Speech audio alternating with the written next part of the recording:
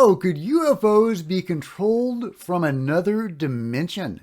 This is what Garry Nolan is saying in an interview with Kurt Jemongel on Theories of Everything. A terrific interview, and this segment in particular really blew my mind because it's coming from a mainstream scientist with the credentials of Garry Nolan. This is huge, so let's talk about it. Get in here. This is Jack with Cosmic Road. I talk about UFOs and the paranormal. Please hit like, please subscribe, share on social media. Join me there. Facebook and Twitter links are below. And let me know what you think in the comments below. Okay, so I talk a lot about other dimensions and stuff on this channel because I'm fascinated by it, and that seems to be where the research goes as far as exploring the phenomenon and the mystery behind UFOs, etc. There's a lot of other dimensional, extra-dimensional components that seem to be involved in all of this. And consciousness stuff. A lot of it has to do with consciousness, co-creating events with something else. John Keel believed there was a field that we were interacting with. Others believe there are dimensions and densities and that our reality is a created reality from another place.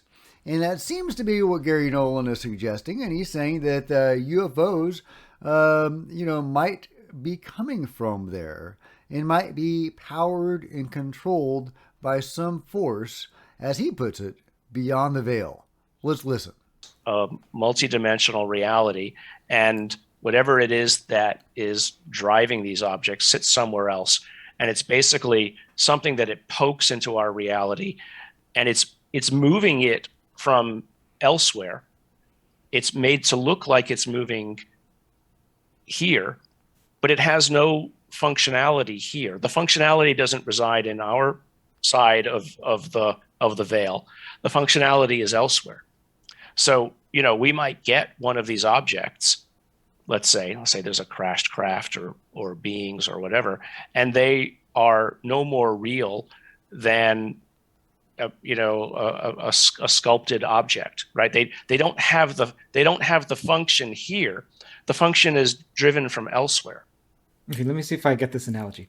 So there's this flatland, which I'm sure you've heard of, and so if you're just for the people who are wondering what the heck that is if we're at least ostensibly 3D, and then if you look at your paper, if you were to touch your paper and there was an ant on your paper that could only see what's on the paper, then all of a sudden it would just see your fingernail and wonder what the heck is happening, and you can remove it and it would just be gone and violate their laws of physics.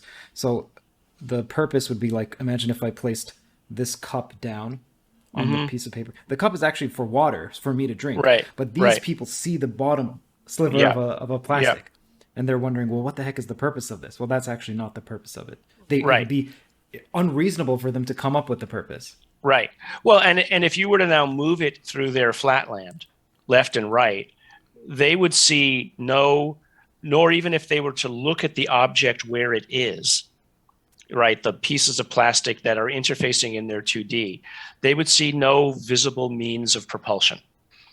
The propulsion is your hand, moving it left, right, and center. So imagine that this is what's going on here, that there's something else that's it's the motility, the functionality is sitting elsewhere. And then what is here is just, like I said, like a projection, which is being held at arm's length. And the purpose, because even looking at this, which is a light, right? If at the bottom there's just a base that's black, and they would have a hard time coming up with the purpose of that based on the base.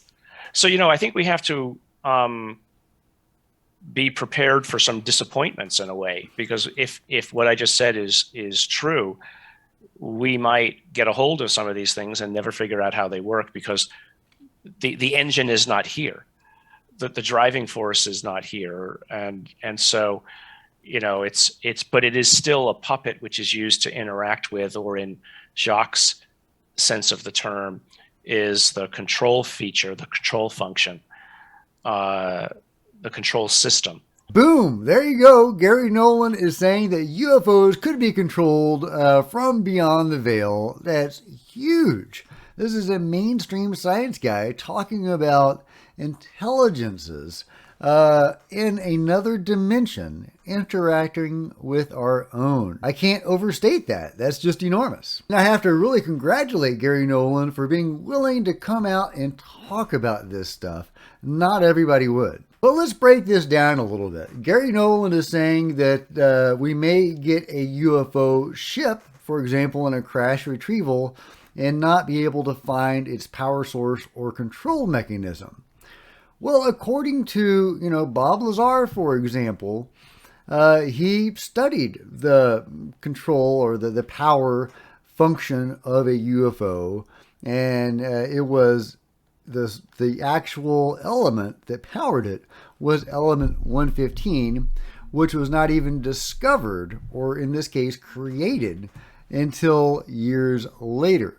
So, which is, one point of corroboration for his story. Of course, element 15 still doesn't exist in a stabilized form, and it is only then, Bob Lazar says, when it could be used for the fuel source for these craft. Other experiencers have said different things about how these ships are controlled and powered. And, there's one that says they're nuclear. If I can say that word, nuclear. Yeah, I'm a Texan. And others have talked about the control functionality, to get back to Gary's point about it being controlled from another dimension, that these ships themselves are alive, that there is a consciousness inhabiting these vehicles. Well-known experiencer Dolly Saffron, who Preston Dennett has written a book about and interviewed many times, the ship that she mainly interacted with and flew had a name, or at least she gave it a name. I forget what it was.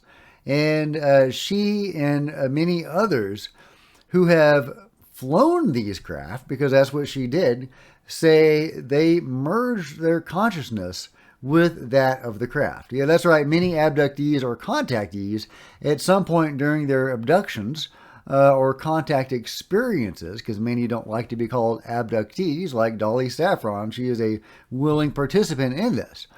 But at some point during this process, they may be asked to fly the ships. And they do. And when they do, they merge their consciousness with the ship itself and use their own thoughts to direct the ship. So if that is true, and there's a lot of experiencers that say that, then in this case, Garry Nolan, or in those cases, Garry Nolan would not be right.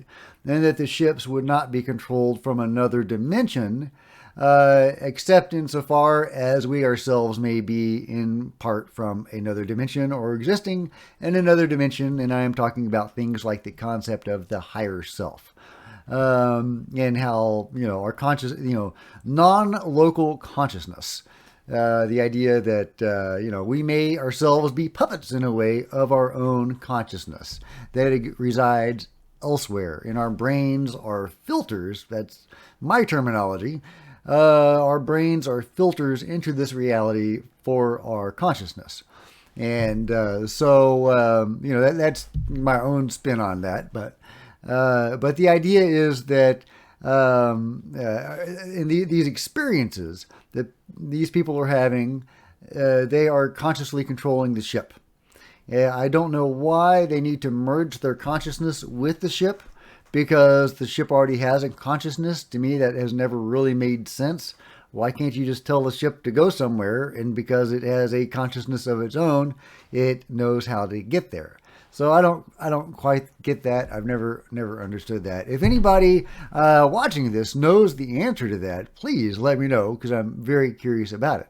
However, getting back to Gary's point, that some of these ships could be controlled from elsewhere, or the things that we are seeing could be just pieces of what is actually there. I think that is very on point, and I think some of that is almost certainly the case. And there are also stories of, a lot of experiencers say that the beings they interact with actually come from a higher dimension, and that they come into this reality. They have to lower their vibration or whatever to enter this reality, or even fabricate new bodies to come into this reality. And, some people have said the grays, for example, that those are created bodies for these higher level beings to come into. And there's even one experiencer that says that the Greys have a side gig where they manufacture these bodies for other intelligences to come into that are not part of their race. And I find that really interesting. It's kind of funny to imagine them having a side gig. I love that.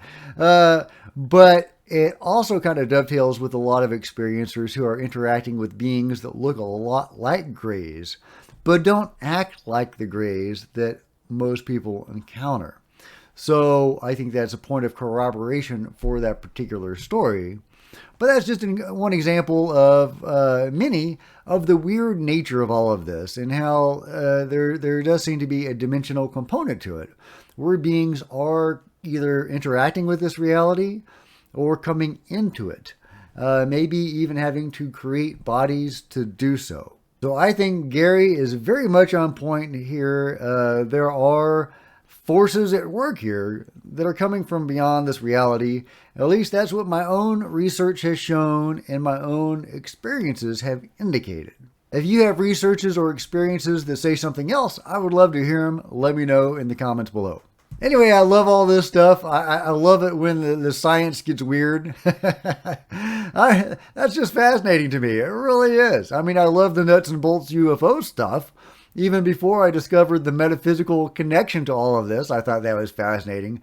But once my research led me to the metaphysical stuff, and at that point I had been an atheist who had not even considered metaphysics as a real thing, then that's when things started to get really crazy and mind-bending and just paradigm shifting for me personally. So anyway, I love that kind of stuff. I loved having my own world turned upside down by that in a very good way, and it ended up having some really great experiences because of it. And but anyway, let me know what you guys think. Please give this video a big thumbs up if you enjoyed it or you got something out of it. Please smash the subscribe button and the bell to be notified of future videos. You don't want to miss a thing. Join me on social media. There's Facebook and Twitter links below. I would love to see you guys there. And check out some of my other videos. Until next time, this is Jack signing out.